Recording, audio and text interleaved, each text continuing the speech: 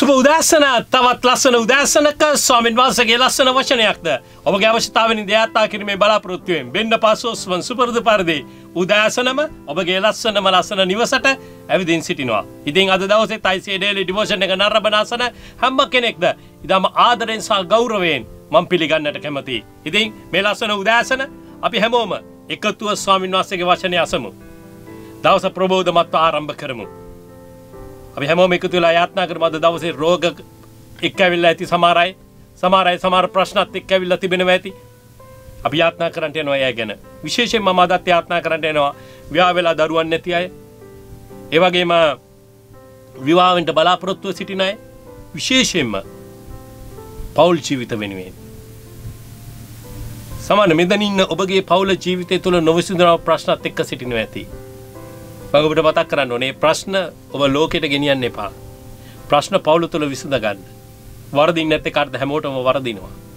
සමාව දෙන්න, සමාව ගන්න. ලස්සනට පවුල ගත කරන්න. හොර සම්බන්ධකම්, වැරදි සම්බන්ධකම් ඒවා ඔබගේ පවුල් ජීවිත අවුල් කරනවා. ඒක පාපයක්, ඒක වරදක්. සමහර මෙහාන ඔබ විදේශගතව සිටිනවා ඇති. සමහර ඔබගේ ස්වාම පුරුෂයා සමට ඔබගේ බිරිඳ ලංකාවේ ඉන්නවා ඇති. ඔබ සමහරලාට Facebook එකෙන් හම්බුන කෙනෙකුට මුදල් යවනවා වෙන්න පුළුවන්. එයා එක්ක වැරදි සම්බන්ධකම් පවත්වනවා වෙන්න පුළුවන්. සමහරලාට ඔබගේ චරිතයේ කෙලෙසෙන දේවල් පවා ඔබ කරනවා වෙන්නට පුළුවන්. සමහරට ඔබ ඉන්න තැන ඔබට අයිති නැති කෙනෙක් ඔබ ළඟ තියාගෙන ඉන්නවා වෙන්න පුළුවන්. වෙන කෙනෙකුට අයිති කෙනෙක් ඔබ ළඟ තියාගෙන ඉන්නවා වෙන්න පුළුවන්. මේ හැම දෙයක්ම පිළිකුල් සාගත පාප. විවාහ වෙලා ඉන්නවා නම් පෞල් ජීවිතය ආරක්ෂා කරගන්න. විවාහෙන්ට සිටින අය විවාහයෙන් විතරයි ලිංගිකව ඉන්න අවසර තිබෙන්නේ. වැරදි සම්බන්ධතාවයන් පවත්වන්න එපා විවාහයට ප්‍රථම. එය ඔබගේ ලස්සන යෞවන ජීවිතේ විනාශ කරනවා. මගේ ආදරවන්ත පියාණෙනි, යේසුස් වහන්සේගේ නාමයෙන් මේ ලස්සන උදෑසන සෑම පවුලක් වෙනුවෙන් යාත්නා කරනවා. මෙතන ඉන්න සෑම පවුලක්ම සුව කළ මැනව. නිරෝගිමත් පවුලක් වෙන්න උපකාර කරන්න. වැරදි සම්බන්ධකම් පවත්වන ජීවිත වෙනස් වෙන්න සලස්වන්න. විවාහෙන්ට බලාපොරොත්තු සිටින යෞවන ජීවිත ලස්සනට ගෙනියන්න උපකාර කරන. වැරදි සම්බන්ධකම් පවත්වලා ලස්සන තරුණ ජීවිත අවුල් කරගන්න නෙවෙයි. ස්වාමිනේ යෞවනකම සුළු කරන්න ඉඩ නැර. කතාවිනුත් හැසිරීමෙනුත් ස්වාමීන් වහන්සේට ප්‍රිය වූ ස්වාමිනී දරුවන් වෙන්න උපකාර කරන්න. සුදුසු වෙලාවේ සුදුසු සහකාරුවන්ව ලබා ගන්න උපකාර කරන්න. විවාහ වෙලා දරුවන් නැතුව ඉන්න අයට ඔබ ආශිර්වාද කරන්න. සුදුසු වෙලාවේ සුදුසු දරුවන් ලැබෙන පිණිස. විශේෂයෙන්ම යාත්නා කරනවා විවිධාකාර රෝග වෙනුවෙන් යාත්නා කරගන්න අයට ඔබ උපකාර කරමැනව.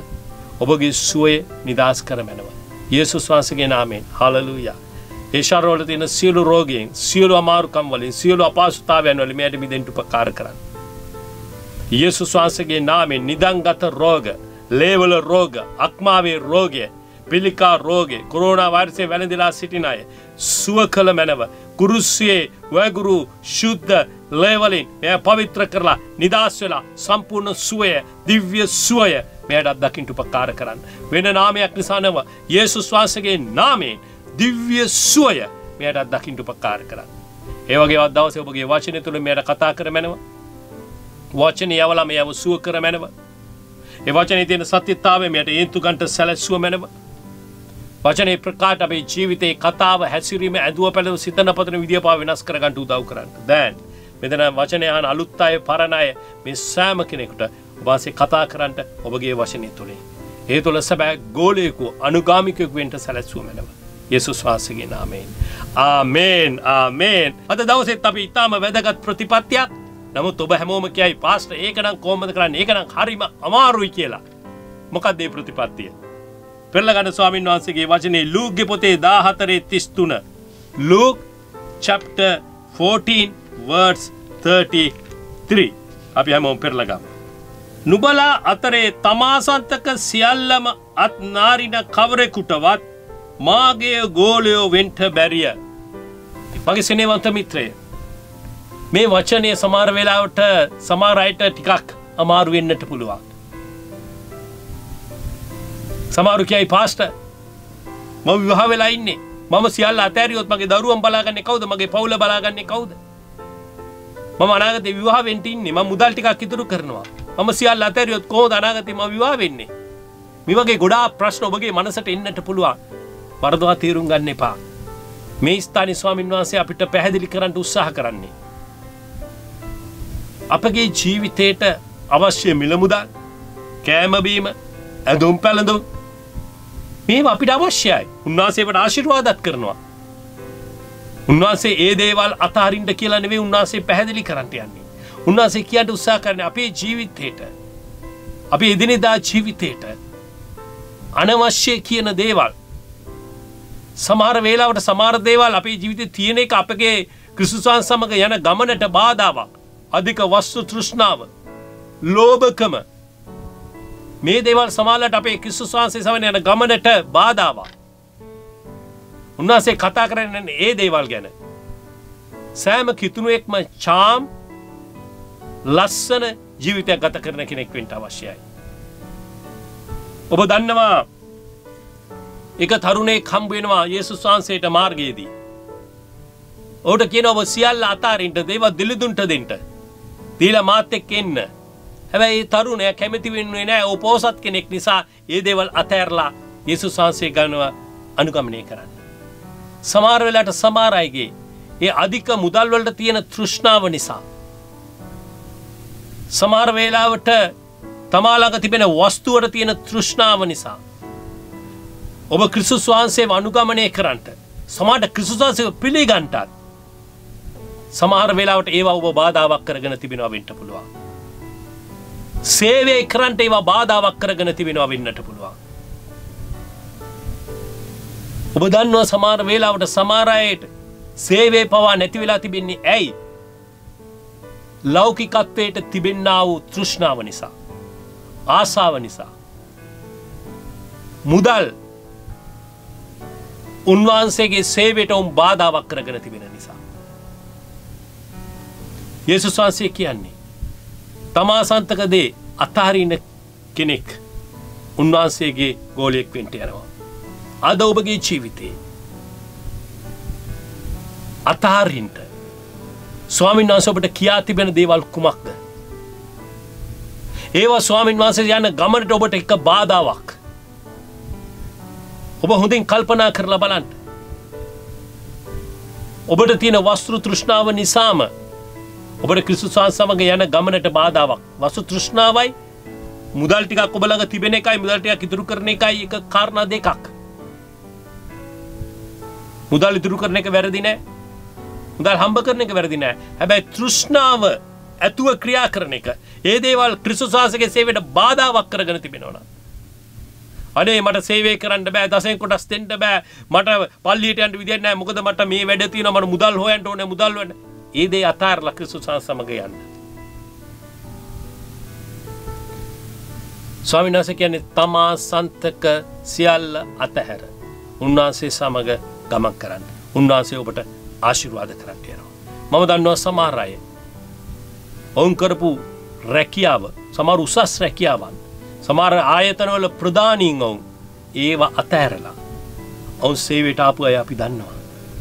ගියේ හොඳ වාහනවල, ජීවතුනේ ලොකු ගෙවල් වල, කෑම බීමේ ඊටම හොඳ කෑම බීම. හැබැයි සංසේ කැඳවීමකට ඒ සියල්ල අතහැරලා සාමාන්‍ය ජීවිත රටාවකට ඇවිල්ලා ක්‍රිස්තුස් වහන්සේට සේවය කරනවා. ඔබ අහලා ඇති ඕන තරම් ඉවෙනි අය. හස්ටන් ටේලර් වගේ අය.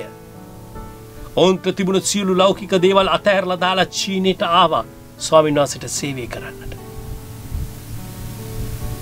ඒ ලෞකිකත්වය උන් බාධාවක් කරගත්තේ නැහැ. සමහරවිට මෙහාන ඔබට ස්වාමීන් වහන්සේ මතක් කරලා ඇති, කියලා ඇති, කතා කරලා ඇති. සමහර දේවල් ඔබ අතහැරින්න ඕනේ. හැබැයි ඔබ ඒව අල්ලගෙන ඉන්නවා. ඒ නිසා ඔබට බෑ ස්වාමීන් වහන්සේගේ සැබෑ අනුගාමිකයෙකු වෙන්න. මම මෙතනින් කියන්න යන්නේ නැහැ. පොසත් අයට යේසුස් වහන්සේගේ අනුගාමිකයෙකු වෙන්න බෑ කියලා. පුළුවන්. මම කලින් කිව්ව දේ මම නැවතත් ඔබට මතක් කරනවා. ක්‍රිස්තුස් වහන්සේට වඩා ලෞකිකත්වයට තෘෂ්ණාව දක්වමින් ඒවා බාධාවක් කරගන්නවද? උන්වහන්සේ මතක් කරන්නේ ඒ දේ අතහැරලා දාන්න. උන්වහන්සේගේ අනුගාමිකයෙකු වෙන්න. සාකේයුස්ට යේසුස් වහන්සේ කතා කරනවා. සාකේයුස්ගේ ගෙදරට යේසුස් වහන්සේ යනවා. සාකේයුස් කියනවා මගේ වස්තුවෙන් කොටසක් මම දෙලුඳුන්ට දෙන්න යනවා. අයිතුකමෙන් ගත්ත අයට මම 4 ගුණයක් මම ගෙවන්න යනවා. උන්වහන්සේ කියනවා අද ගැලවීම මේ නිවසට ආවා. ආමේන්. මතයුස්ට කතා කරනකොට ඔසුංගමන් අය කරන්නේ කොසියල්ල අතෑරලා යේසුස් වහන්සේව අනුගමනය කරවුවා. නැවතත් පේදුරුස් ආශිර්වාද ලැබුවා මාළු පිරෙන්ට අල්ලගත්තා. යේසුස් වහන්සේ කතා කරනකොට ඒක අතෑරලා යේසුස් වහන්සේ අනුව ගියා.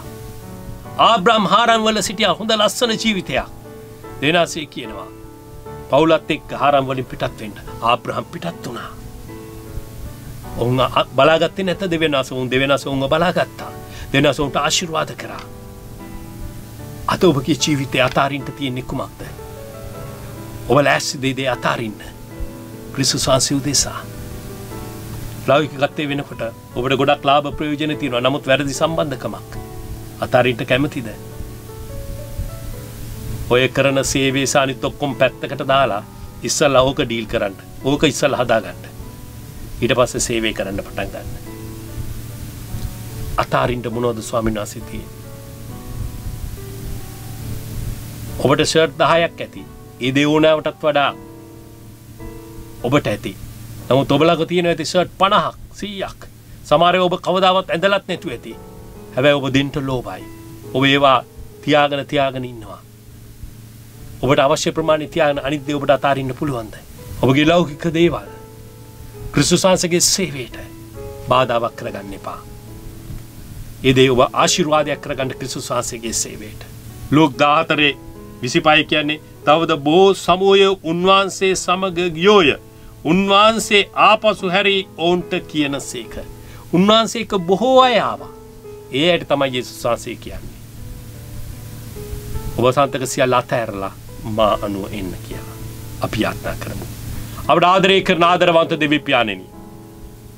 යේසුස් වහන්සේගේ නාමයෙන් ඔබ වහන්සේගේ ශුද්ධ පාමුලට ලූගේ පොතේ 14:33 පදේ ප්‍රකාරයටම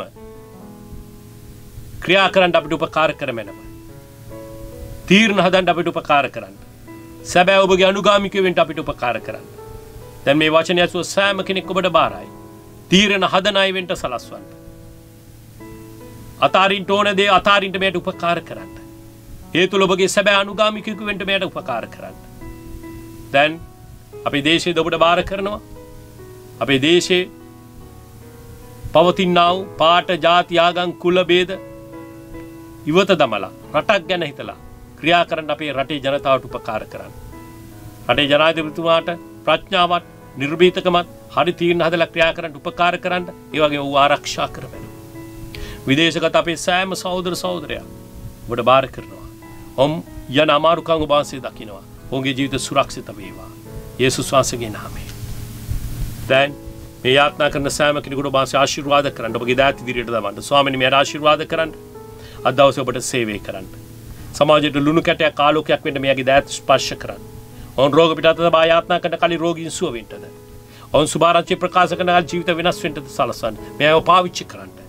සැබෑ ගෝලයෙකු ලෙස මේ සමාජයට ආශිර්වාදයක් වෙන පිණිස. යේසුස් වහන්සේගේ නාමයෙන් මේ සෑම කෙනෙක්ට එයාගේ පවුල් වලටද අද දවස ආශිර්වාදමත් දවසක්, ප්‍රීතිමත් දවසක්, ජයග්‍රාහී දවසක් කර දෙන්න. යේසුස් වහන්සේගේ නාමයෙන්. ආමේන්. හොඳයි. අද දවසේ ඔබට මතක් කරන්න ඕනේ. සේවය කරන්නත් දවසේ. එක්කෙනෙකුට හරි සුභාරංචිය කියන්න අද. රෝගීන් හම්බුනාම යාත්‍රා කරන්න. සමාජයට ආශිර්වාදයක් වෙන පුද්ගලෙක් වෙන්න අද මහන්සි ගන්න. You are not alone live with Pastor Osman YouTube channel එකට ඔබ තාම සම්බන්ධ වෙලා නැත්තම් අදම සම්බන්ධ වෙන්න. සඳුදා බදාදා සිකුරාදා හොංකොං වෙලාවෙන් හවස 3:00ට ඉරිදා විතරක් උදෑසන 8:00ට එකතු වෙන්න සජීවීව යාත්‍රා කරන්න. ආමේන්. එහෙනම් අද දවසෙත් මේ ඉගෙන ගත්ත වචනේ ඔබට පුළුවන් තවත් අය සමග බෙදා ගන්න. ඒ තවත් බොහෝ අයගේ ජීවිතවලට ආශිර්වාදයක් වෙන්න යාවි. ආමේන්. එහෙනම් දන්නවනේ ICDL ඩිවෝෂන් එක අනයි ලස්සන්ට ගැලපෙන්න පිළිවෙලට අඳින්න පළඳින්න. ඔබගේ පවුලට ආදරය කරන්න. ඔබේ රටට ආදරය කරන්න. ඔබගේ අතුලාන්ත මිනිස්සයා ලස්සන්ට තියාගන්න. හැමෝටම ආදරය කරන්න. අනිතට ආදරය හිතෙන් ලෙස ජීවත් වෙන්න. ආදරණීය මනුස්සයෙක් ලෙස ජීවත් වෙන්න. ඇයි දන්නවද? ඔබ දෙවියන් වහන්සේගේ දරුවෙක් නිසා. එසේනම් අගට උදාසන ස්වාමීන් වහන්සේගේ ලස්සන වචනයද සියලු අවශ්‍යතාවන දායතා කිරීමේ බලාපොරොත්තු වෙමින් අපි හැමෝම හමු වෙමු. ඔබ සැමට සුබ දවසක් සුබ අනාගතයක් අමතක කරන්න එපා. අද ඉගෙන ගත්ත වචනේ ක්‍රියාවට යොදවන්න. ICA Daily Devotion YouTube channel එක ඔබගේ පවුලේ channel එක කරගන්න.